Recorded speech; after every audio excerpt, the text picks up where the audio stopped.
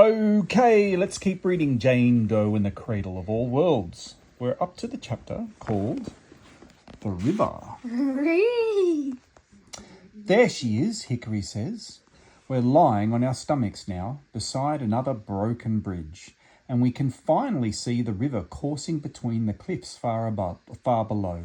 A crooked structure crouches in the shadows near the base of the reigning gateway, built over the water, stretching between the two cliffs, shrouded in mist. The Leatherhead Camp. A haphazard network of rickety wooden platforms and ladders scale the cliffs either side of it, clinging to the rock, connecting the archways like some vertical maze. See? Cells down on the left, quarters in the middle, docks over on the right. I count 5 tiny boats tethered to the jetty.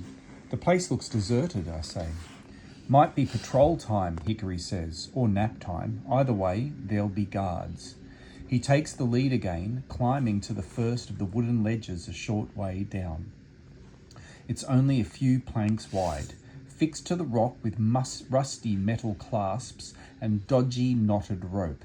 We take each section one at a time. The platforms and ladders creak and groan. Careful, Hickory says. Sometimes they post leatherheads up these parts. How do you know so much about this place again? Violet asks. Second hideout of mine used to be over there a ways. Hickory points at a bunch of arches further along the cliff. Small place, nothing fancy, way before the river came through. Figured if I was here I could keep watch on all the bridges. Better chance of spotting someone. Then Roth and his army came, knew they were no good. Avoided them for ages. Gate rotted, water flowed. He gets a good grip on the wall with one hand, lifts up his shirt with the other, revealing a particularly nasty scar on his side. Then they found me. They shot you? I ask. Hickory nods. Led them on a merry chase. Couldn't run forever though. They dragged me down there, tortured me, kept me a while before carting me off to Roth's lair. And your life as a bounty hunter began? Look, I didn't choose, he starts to say, but then the rope lashed around his platform snaps. He only just manages to get a decent hold on the cliff before the planks slip away and plummet down to the river, crashing through other platforms as they fall. We freeze, eyes sweeping over the distant station. Every black window, every open door, the cages and coils of barbed wire. Still, not a leatherhead in sight. They would have heard that, I say, surely. Keep climbing, Violet says, and no more talking. Something isn't right here. By the time we reach the bottom, my arms and legs feel like jelly, my hands and toes like mangled crab claws. We're about 50 metres downriver from the station on a wider, sturdier platform that's only inches above the river.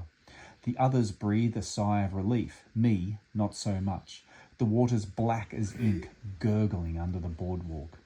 We duck behind a couple of barrels on the boardwalk, and Violet starts flapping all these hand signals, fingers pointing, twirling, walking on air. When she's finished, she waits for a pointy, twirly response, but me and Hickory have no idea what she means. Come again? Violet screws up her face, holds a finger to her lips. It's pointless, really, because even if there were leatherheads here, they'd never hear our voices over the reigning gateway, especially from this distance. She starts the signal all over again, gives up 3 moves in. Forget it. You two stay here. Don't move till I give you the all clear. She creeps along the boardwalk, edging closer and closer to the empty cages beside the compound, into the cloud of mist. I ask Hickory if he thinks it's an ambush. Not really their style, he says, but I've been wrong before. Violet steps inside the main 2-story shack, disappears. We wait and we wait, the river gurgling away beneath us. Hickory taps his fingers on the barrel, sucks at his teeth and sighs. I can't take it anymore. Come on, I'm going to help her, and if you want to make sure the key doesn't fall into the wrong hands, you'd better come too. Hickory tries to grab me, but I give him the old slippery fish routine and duck around the barrels. He swears at me, but follows. I squish myself into the wall, stay as far from the water as I can. We step into the mist, past the empty cages, our skin damp and beady from the spray. All's dark and deserted inside the main shack. barrels, crates, upturned benches, half of broken stepladders hanging from a hole in the ceiling, leading to the upper floor. There are a half dozen or so dead leatherheads in here too. Slashed bag of bones, the lot of them. What happened here? I almost shout over the gush of the weeping gateway. No idea, Hickory says, but it must have happened a long time ago. He picks up a gas mask by its trunk. A manky skull clatters to the floor. He barely glances at it, runs his fingers around the neck of the mask instead. Ripped clean off. By what? I spot a severed hand in the corner, an inch of bone poking from a leather glove. I take a step closer to Hickory. Spectres can't do this, right? Don't think so. So what did it then? He tosses the mask aside. Best if we don't find out. Violet's in the next room, crouched over a pile of clothes or something in the corner. Claw marks scar the walls. Water drips from the ceiling. She spins around, rifle first. My hands shoot up. Whoa, it's us! You were supposed to wait for a signal. Felt wrong sending you in here alone, Hickory says. Had to drag Jane along. What? That isn't true, you lying sack of... It doesn't matter, Violet says. Come and take a look at this. They aren't clothes in the corner. It's a mound of sodden skin, Violet says. She snags a bit on the end of her rifle, holds it up. The stuff's pinkish, translucent. Something shed this. A creature, 5 feet long? 6. I think these bits, she jiggles one of the dripping sleeves, are the arms or legs. Do you reckon it killed all the leatherheads, I ask. Maybe, Hickory says, or killed some and drove the others away. These frilly bits here might be gills, Violet says. You mean it came from the water, I say, through the gateway? The holes are big enough for a fish egg, Violet says, or a tadpole. A noise outside gives me goosebumps. A bird-like chirp and a froggy croak gurgled into one, followed by a tiny splash. Righty-o, I say. I guess it did us a favour, clearing this place out and all, but let's not hang around to thank it. Violet, please put that thing down. It's disgusting. The skin makes a wet, slappy sound when it hits the floor. Did you check the boats? Violet nods at the door leading to the dock. Through there, we're good. First, I think we need disguises. Could buy us a few precious seconds if we're spotted.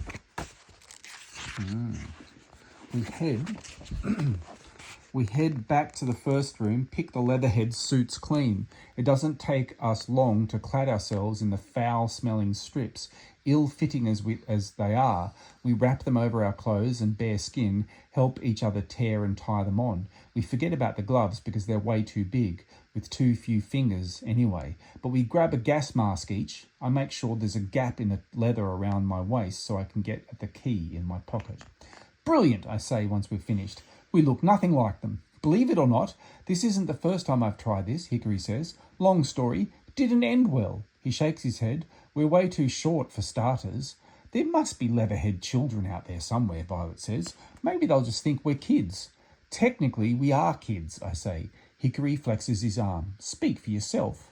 We step outside onto the dock, into the downpour, scan the river. The coast is clear. No bad guys, no pink-skinned creatures, nothing but the churning black water. Hickory and Violet figure the boat on the far side of the docks best, where the water's slightly calmer. The motor's all smashed up like the others, but the sides aren't as dented.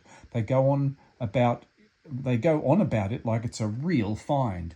But as far as I'm concerned, the thing looks like a metal coffin. We can only find one oar, so Hickory rips up a plank from the dock to use instead. Violet unties the boat, holds it steady. I take a step back. Creepy as the shack may be, leaving this place by boat suddenly seems like a bad idea. What if I fall in? I'll jump in and get you, Violet says. What if we all fall in and get sucked down one of those whirlpool thingies? Then we hold our breath and hope for the best. But what if we get sucked down a really long stairwell or a hallway and... Comes down to this, Hickory says. Do you want to find your mum or not? Bloody hell, he's right. I hate that he's right, but he's right. There are 3 seats in the floating coffin. Benches, front, middle and back. I plant myself in the middle, hands gripping either side, gas mask in my lap. Hickory holds the boat as Violet takes the front, facing forward. The boat lurches and sways. I clench my eyes shut and pretend I'm sitting on a rocking chair, back in the Hollow's basement, anywhere on dry land. Tell me when we're about to cast off, I say, eyes still shut tight. Jane, Violet says after a while, look at me.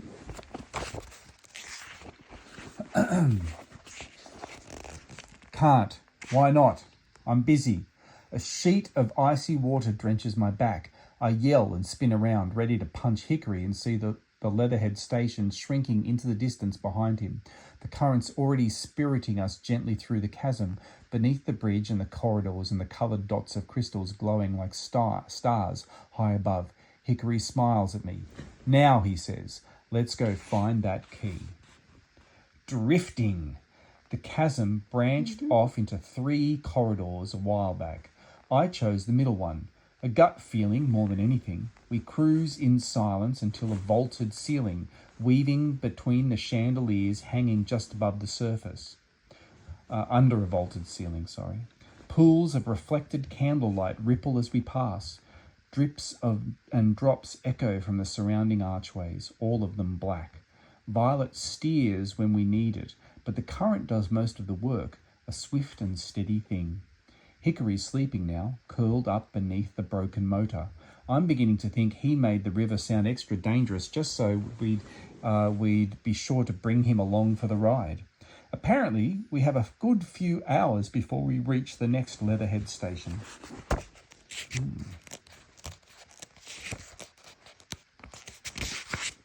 I keep my eyes peeled for anything that looks familiar. Something I might have seen in my dream. Nothing stands out. I make adjustments to my suit, which is tight and clingy in all the wrong places. Try on my gas mask. Unsurprisingly, it smells terrible. We drift on down the river, and I decide to start another conversation with Violet, partly to stay calm, but also because she catches me staring at her twice, and you can only compliment someone's rowing skills so many times. I quiz her about Blue Haven, and she seems happy to answer. No, she hasn't worn red boots in years. No, there hasn't been another manor lament since I left, but Atlas probably holds his own to mark the occasion. Yes, all the fisherfolk still hate me, and Eric Jr.'s probably most definitely still a jerk. Speaking of jerks, I also ask her about Roth, because I've been thinking, there's got to be a way to kill him, right? Everyone says he's immortal, but something hurt him, or someone. He isn't exactly a picture of health, you know. I don't know, Jane, Violet says, stifling a yawn. I bet my mum's worked it out. All that time in here, she'll be able to help us for sure. You want to hear the questions I'm going to ask her? I culled it down to 10. I only make it to 5 before Violet interrupts me. Do you really think she'll be there? Yeah, I said. I really think she'll be there. Violet dips her oar into the water. We skirt around another chandelier. I'm really sorry to say it, Jane, but I don't. And I'm not convinced the key will be there either. Why? All this everything happens for a reason talk, and you reckon the manor just, took me on a mental scenic tour of the river for the fun of it? I didn't say I don't believe there's a reason for this. I just don't want you to pin your hopes on Elsa being there, that's all. She split a long time ago, and this is a dangerous place. She didn't split. Besides, Hickory managed to survive in here by joining the bad guys, Violet shrugs. Kind of. Oh, so you think my mum's a bounty hunter now? No, Jane. She rests the oar on her lap, twists around to face me. Okay, you said you saw a couple of statues, and then you went shooting down the river over rapids and across lakes and down a big waterfall, and then everything went black. Yeah, so? So you're terrified of water. What if everything went black because you got scared and woke up before it showed you exactly what you were supposed to see? What if you only saw the beginning of the path? What if you only saw the beginning of the path? And don't forget about the spectre. Elsa was caught, gripped. You need to prepare yourself in case she isn't dead, Violet, I say. I know it. She'll be there, and the key will be too. Violet turns her back on me again. I figure that's it. Game over. We'll never talk again. But then she tilts her head and says, we never used to argue this much, did we? Not really, I say. I mean, there was that time you set fire to my bed sheets. That was a fun way to wake up. Violet laughs. I'd forgotten about that. Well, you'll be glad to know I have those impulses quite under control now, thanks to Winifred. Oh no, what did you do? Nothing.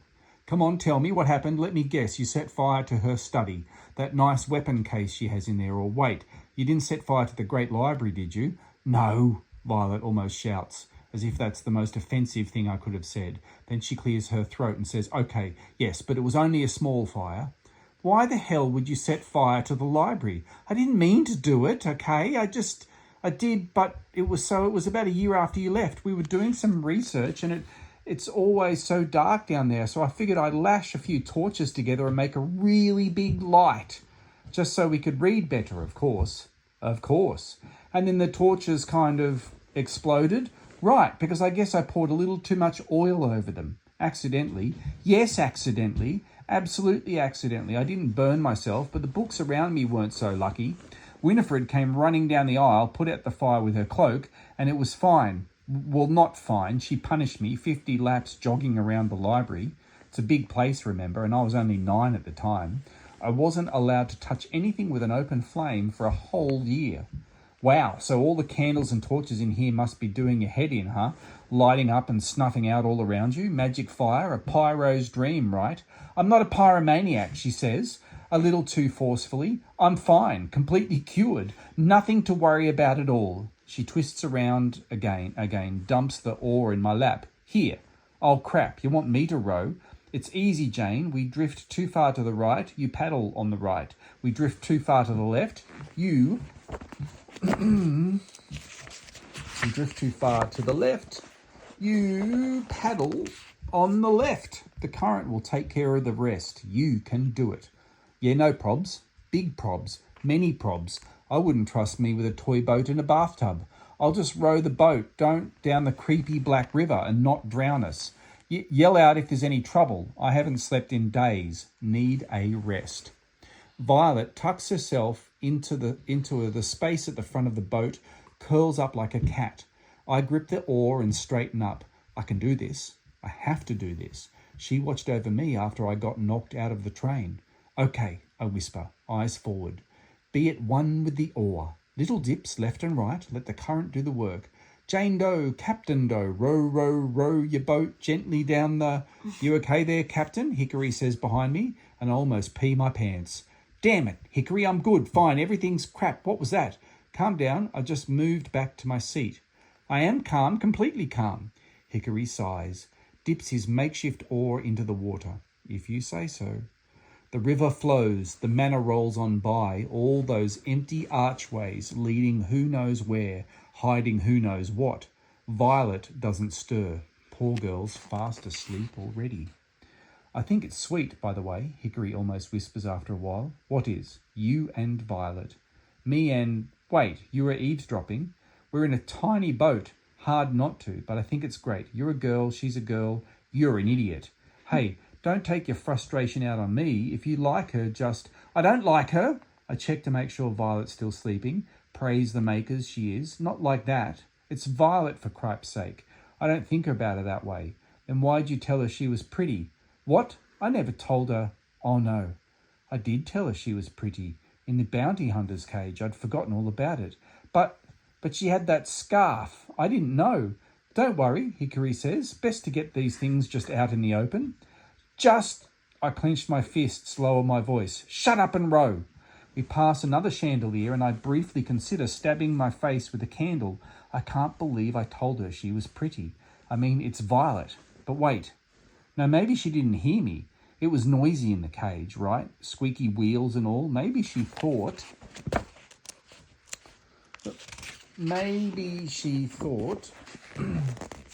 I said pity. As in, gee, it's a pity you got captured. Yep, that's what I'll tell her if she ever brings it up. I think you're right, by the way, Hickory says, about your mum. She'll be there. Yeah, well, you're not going anywhere near her. New rule, you have to stay 5 meters away from her at all times. Actually, you're not even allowed to look at her or the second key, and as soon as we find her, you're out of here, pal. Banned from the group. Banned from what? Banned from the group? Yep, banished. We won't need your help anymore. My mum can lead us to the cradle entrance. She can help us open it. She can help us across the sea to the foundation stone in the centre. And when we get there, the third key will be ours, not yours. You've lost already. I can tell Hickory's watching me, feel his cold gaze boring into the back of my head. You're wrong about me, you know, he says. Oh, so you're not a lying, conniving jerk. You don't want the cradle so you can tear the manor apart. You didn't kidnap a bunch of people and take them to Roth's lair. By the way, how many people died because of you, do you reckon? Rough estimate, huh? This shuts him up. I glance back, expecting another death stare, but he's gazing down at the water instead, lost in the reflected candlelight. He actually looks sad, and I feel like I'm seeing the real Hickory again. The Hickory I haven't seen since the shack when I told him all about my life on Blue Haven. No lies, no glib remarks, just a deflated, broken, lonely guy. How then? I ask him. How am I wrong about you? He snaps out of his daydream, shakes his head. Forget it. No, I say, I want to hear it. I mean, it must be exhausting, Hickory, keeping up the whole mystery guy act. Just tell me, what's the big secret? But I've lost him again. He just paddles. Here but not here, eyes glazed in 1,000-yard stare. I wait, and I wait, then I let it go, too tired to play these games. We paddle together in silence. Time slips away as swift and sure as the current. Violet sleeps. Then, after who knows how long, Hickory starts humming something. Soft, sad, something familiar. I don't think he even knows he's doing it. I know he'll stop if I turn around, so I sit tight. Keep paddling, trying to figure out where the hell I could have heard the tune before, and it hits me. Suddenly I'm skipping through the red-leafed forest again with Hickory by my side. I'm singing the coconut song. I still can't believe Dad hates my voice. And what does he know about music anyway? And Hickory's singing about a girl called, what was it, Willow? No, F something, fee-fo-fa, Pharaoh. I stop paddling. Hickory stops humming. Maybe he figures I'm onto him.